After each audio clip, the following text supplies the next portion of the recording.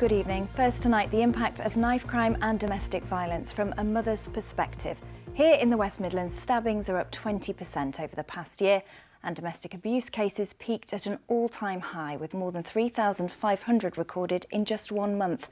Today, a group of women, supported by Birmingham's Bahu Muslim charity, came together to make a stand with 2 hard-hitting films. Our special correspondent Peter Wilson went to meet them. He's not. I can't believe he's gone.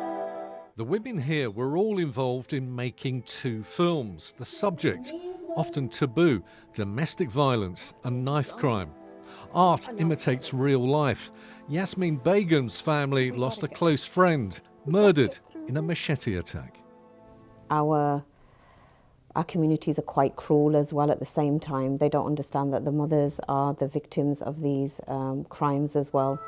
So when I was sat there really at the grave, it could have been me, it could have been my son that had died.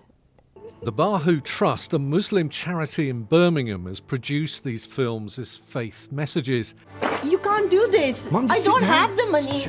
Hina has her own personal story, a survivor of domestic violence. Previously, I was a victim of my ex-husband's wrath. Now I'm a victim of my son's wrath. So can I say it's their fault? Not really, because that's what they're familiar with. Can I say it's my fault? Maybe yes. I don't want to live the rest of my life in the guilt. Violence flared up at the weekend. 7 police officers injured at Birmingham's Star City as groups of mainly Asian teenagers, some aged just 13, were involved in fights with knives and a machete. If you do go out and carry a knife, it's not only going to affect you and the person you harm, but it'll affect both of your families. So think before you act. Really think about how it's going to have lasting effects on everybody. The Muslim community in this part of Birmingham are often very conservative, very private people. But the Bahu Trust has decided to get their own women to speak out. Especially coming from an Asian background, some families will let their daughters think that it's okay to be treated like that, and it's okay that, you know, if somebody treats you badly, you should just sit back down because you're a woman. But that's not the case, and it shouldn't be like that. If you're being treated badly or if you're made to question yourself, you should be able to stand up and speak up for yourself.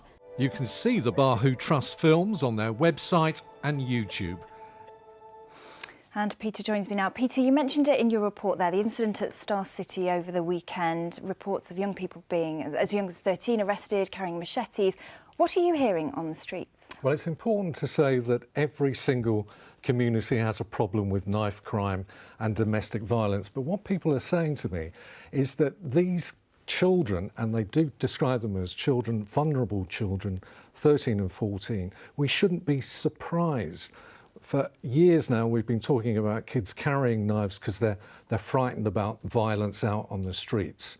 The other thing that they're saying is that because of the huge rise in domestic violence, some of those children frightened about violence on the streets are also going home and witnessing violence in their home as well. They're not getting away from it. Will this film make a difference? Well, the women are being very brave to talk about it.